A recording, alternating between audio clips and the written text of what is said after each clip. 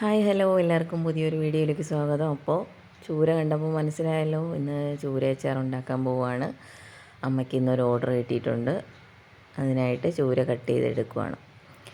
പിന്നെ ചൂരയുടെ തൊലി അധികം കട്ടിയില്ലെങ്കിൽ അച്ചാറിന് തൊലിയോടുകൂടി എടുക്കും കേട്ടോ. അപ്പോൾ ഇത് ഇച്ചിരി കട്ടിയുള്ള തൊലി ആയതുകൊണ്ട് തൊലിയൊക്കെ എടുത്ത് ചെറുതായിട്ട് കട്ട് ചെയ്താണ് നമ്മൾ എടുക്കാൻ പോകുന്നത്.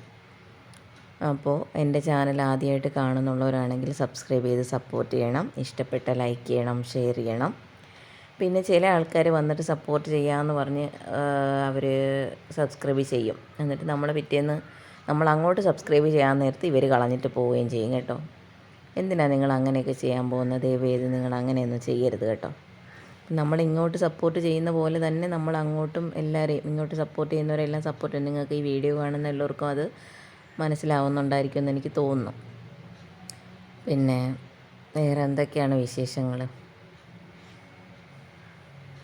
അപ്പോൾ ഇത് കുഞ്ഞു കുഞ്ഞു പീസായിട്ട് കട്ട് ചെയ്തെടുക്കണം. അതിന് ശേഷം തൊലിയൊക്കെ കളഞ്ഞ് ചെറുതായിട്ട് അരിഞ്ഞെടുക്കും. അപ്പോൾ ഇത് കുറച്ച് നേരത്തെ പരിപാടി ഉണ്ട്.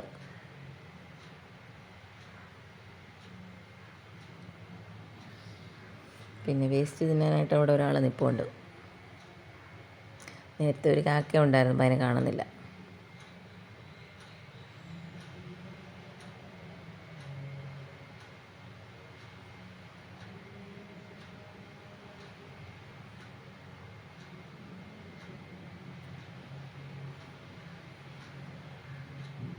ഇത് പരുവുള്ള ചൂരയായിരുന്നു കേട്ടോ. മറ്റേ മുട്ടപ്പരുവല്ല, മറ്റേ പരുവായിരുന്നു. പക്ഷേ അത് ഞാൻ ചുട്ട് കഴിച്ചു. അതിൻ്റെ വീഡിയോ ഒക്കെ ഇട്ടിട്ടുണ്ടായിരുന്നു. ഇത് 2 ദിവസമായി എടുത്തിട്ട് ഇടാൻ പറ്റിയില്ല. ഉത്സവമൊക്കെ ആയതുകൊണ്ട് കുറച്ച് ബഹളവും കാര്യങ്ങളൊക്കെ ആയതുകൊണ്ട് എഡിറ്റ് ചെയ്യാൻ പറ്റിയില്ലായിരുന്നു.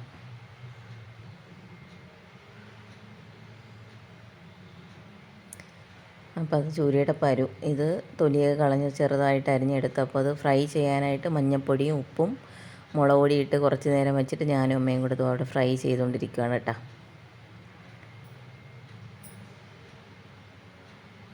ഇത് നല്ലോണം ഒന്ന് ഫ്രൈ ആവണം കേട്ടോ. അപ്പോൾ അത് കുറച്ച് ഫ്രൈ ചെയ്തെടുത്തിട്ടുണ്ട്, ബാക്കിന് ഫ്രൈ ചെയ്യാനുണ്ട്. അപ്പോൾ അത് ഫ്രൈ ചെയ്തതിന് ശേഷം 1 കിലോ ചൂരയ്ക്കാണെങ്കിൽ 100 ഗ്രാം വെളുത്തുള്ളിയും 100 ഗ്രാം ഇഞ്ചിയും വേണം. അത് എണ്ണയിലിട്ട് നല്ലോണം മൊരിച്ചെടുക്കണം. അപ്പോൾ നമ്മളിവിടെ പച്ചെണ്ണയാണ് കേട്ടോ അച്ചാറിന് എടുക്കുന്നത്.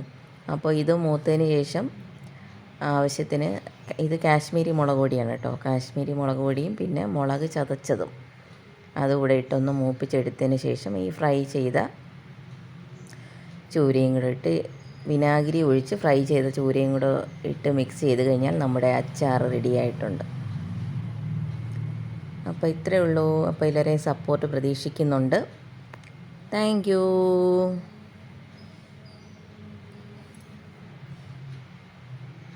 മുളകും കൂടി കീറിയിട്ടത് പറഞ്ഞില്ല.